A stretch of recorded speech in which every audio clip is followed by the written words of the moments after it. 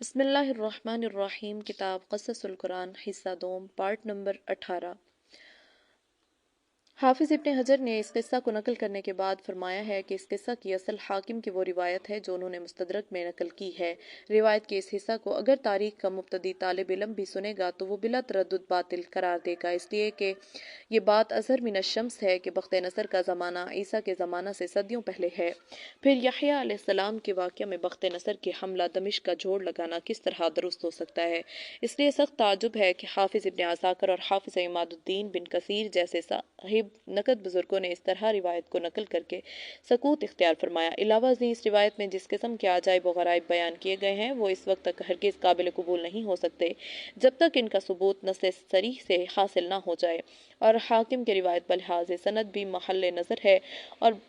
بلحاظ درایت بھی مقتل۔ علماء سیر و تاریخ کا اس میں اختلاف ہے کہ یحییٰ کا واقعہ شہادت کس جگہ پیش آیا۔ ایک قول یہ ہے کہ بیت المقدس میں ہیکل اور قربان گاہ کے درمیان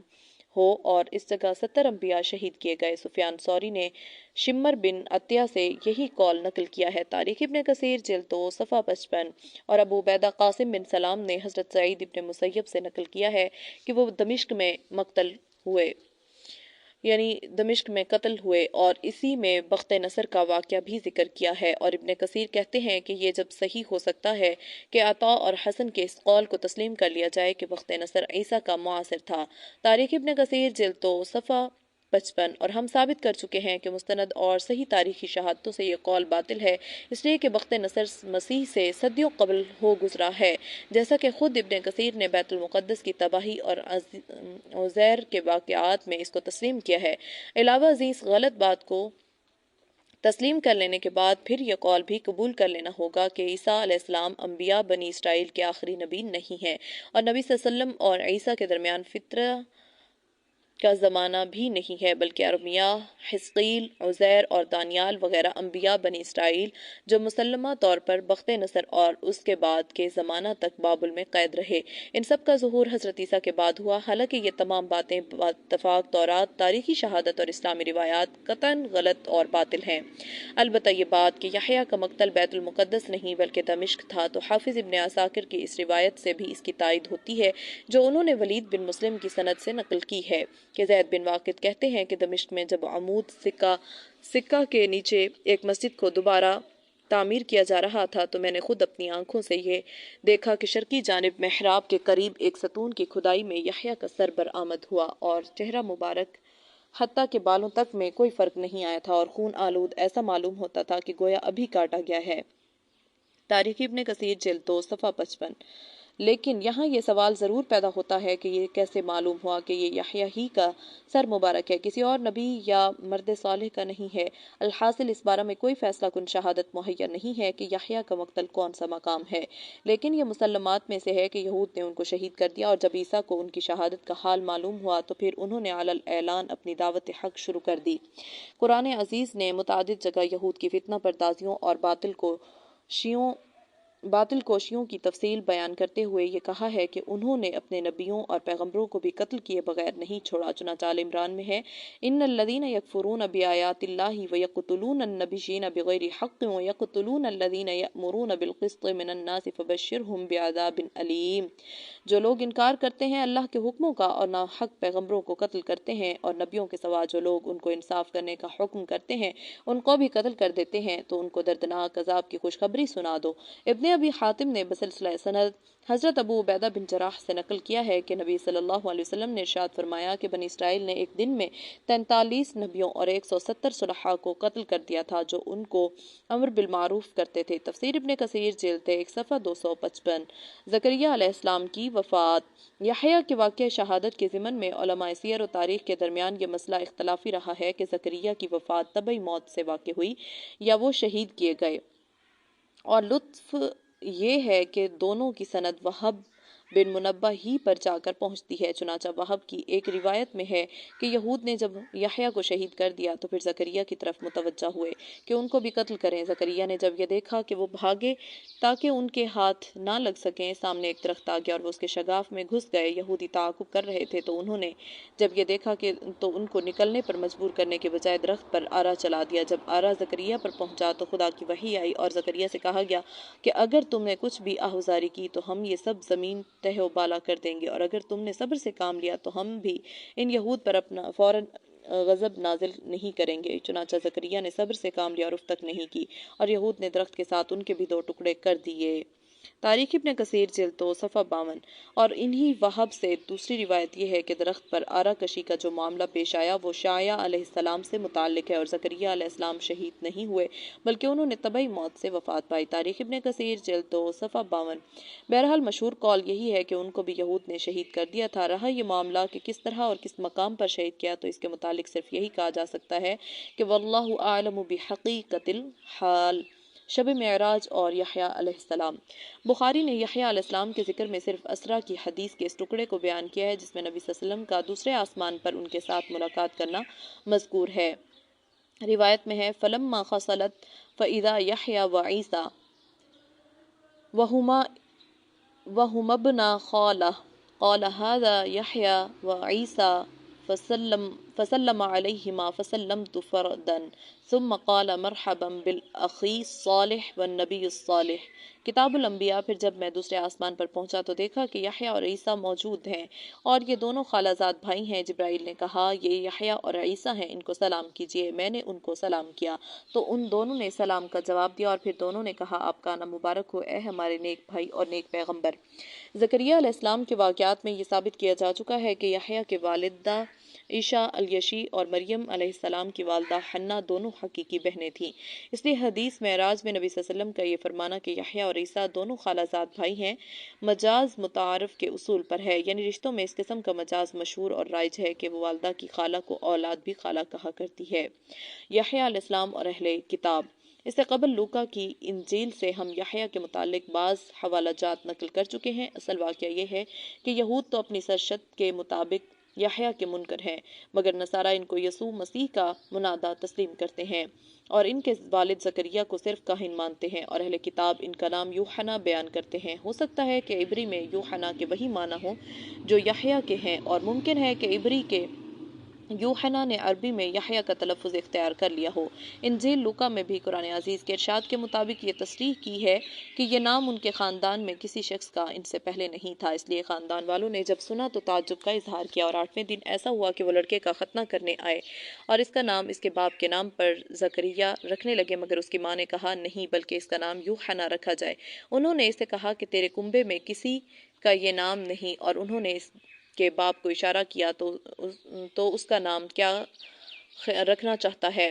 تو اس کا نام کیا رکھنا چاہتا ہے؟ اس نے تختی منگا کر یہ لکھا کہ اس کا نام یوحنا ہے، اور سب نے تعجب کیا۔ اسی دم اس کا منہ اور زبان کھل گئی اور وہ بولنے اور خدا کی حمد کرنے لگا۔ لوکا باب 1 آیات 59-65۔ اور ان کی عام رہائش اور زندگی کے متعلق متی کی انجیل میں ہے یوحنا اونٹ کے بالوں کی پوشاک پہنے اور چمڑے کا پٹکا اپنی کمر سے باندھے رہتا تھا، اور اس کی خوراک ٹڈیاں اور جنگلی شہد تھا۔ باب 3 آیت 4-5۔ اور یوحنا کی انجیل میں ان کی دعوت و تبلیغ کے متعلق یہ لکھا ہے، اور یوحنا کی گواہی یہ ہے کہ جب یہودیوں نے یروشلم سے کاہن اور لاوا یہ پوچھنے کو بھیجے کہ تو کون ہے تو اس نے اقرار کیا اور انکار نہ کیا بلکہ اقرار کیا کہ میں تو مسیح نہیں ہوں۔ انہوں نے اسے پوچھا پھر کون ہے؟ اس نے اقرار کیا اور انکار نہ کیا بلکہ اقرار کیا کہ میں تو مسیح نہیں ہوں۔ انہوں نے اس سے پوچھا پھر کون ہے؟ کیا تو ایلیاہ ہے؟ اس نے کہا میں نہیں ہوں۔ کیا تو وہ نبی ہے یعنی نبی منتظر؟ اس نے جواب دیا کہ نہیں۔ بس انہوں نے اس سے کہا پھر تو ہے کون تاکہ ہم اپنے بھیجنے والوں کو جواب دیں کہ تو اپنے حق میں کیا کہتا ہے؟ اس نے کہا میں جیسا یسعیاہ نبی نے کہا ہے بیابان میں ایک پکارنے والے کی آواز ہوں کہ تم خداوند کی راہ سیدھی کرو۔ باب 1 آیات 19-23۔ اور لوکا کی انجیل میں اس طرح مذکور ہے اس وقت خدا کا کلام بیابان میں زکریا کے بیٹے یوحنا پر اترا اور وہ یردن کے سارے گرد و نواح میں جا کر گناہوں کی معافی کے لیے توبہ کے بپتسمہ کی منادی کرنے لگا، جیسا کہ یسعیاہ نبی کے کلام کی کتاب میں لکھا گیا ہے کہ بیابان میں پکارنے والے کی آواز آتی ہے کہ خداوند کی راہ تیار کرو، اس کے راستے سیدھے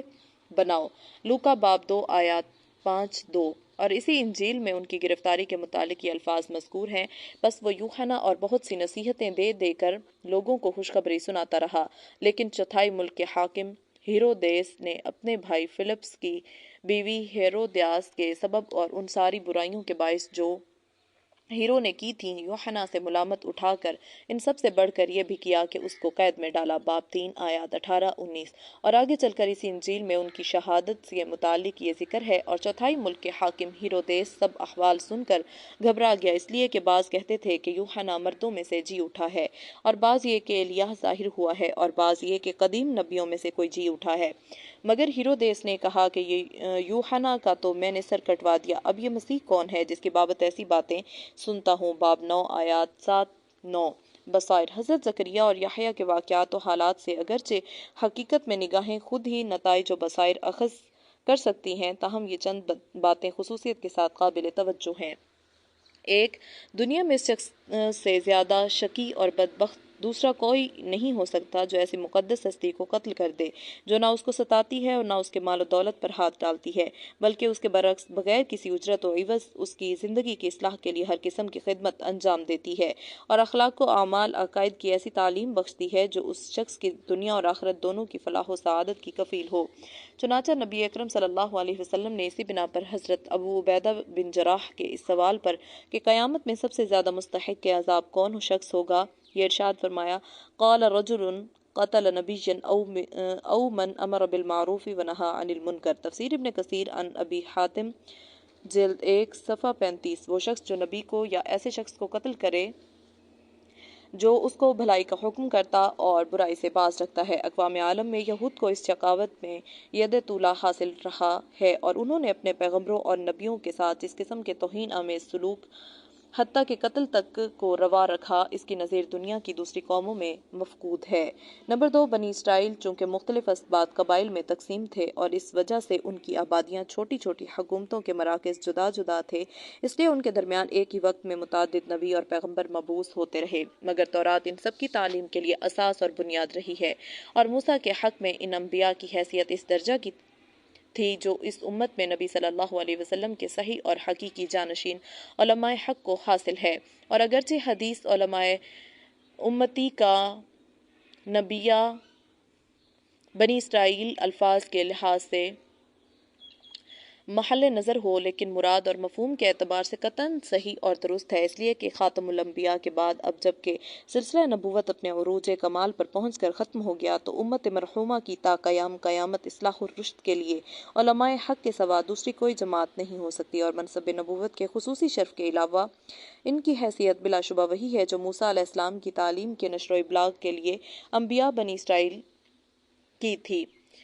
ہم نے عالم کے ساتھ حق کی شرط لگائی ہے، اس لیے کہ نبی اکرم صلی اللہ علیہ وسلم نے علماء سو کو شرار الخلق بدترین مخلوق فرمایا ہے،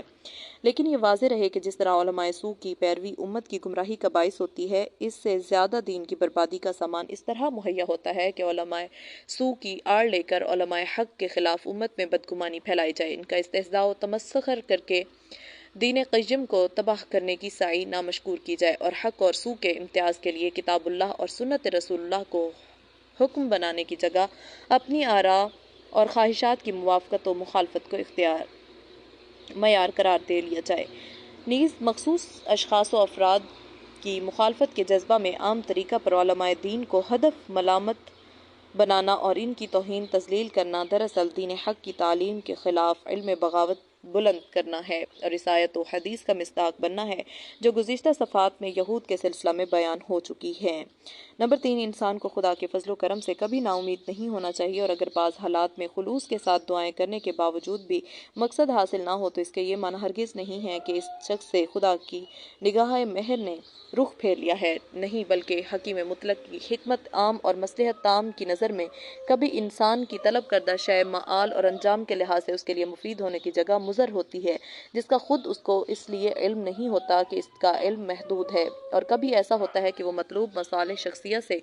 بالاتر مصالح اجتماعیہ کی فلاح و نجاح کی خاطر تاخیر چاہتا ہے، یا اس سے بہتر مقصد کے لیے اس کو قربان کر دیا جاتا ہے۔ بہرحال قنوط اور مایوسی درگاہ رب العزت میں غیر محمود اور ناپسندیدہ بات ہے۔ لا تیأسوا من روح اللہ انہ لا ییأس من روح اللہ الا القوم الکافرون۔ خدا کی رحمت سے نا امید نہ ہو، اس لیے کہ خدا کی رحمت سے صرف وہی لوگ نا امید ہوتے ہیں جو منکر ہیں۔ الحمدللہ یہاں پر پہنچ کر قصص القرآن حصہ دوم اپنے اختتام کو پہنچا۔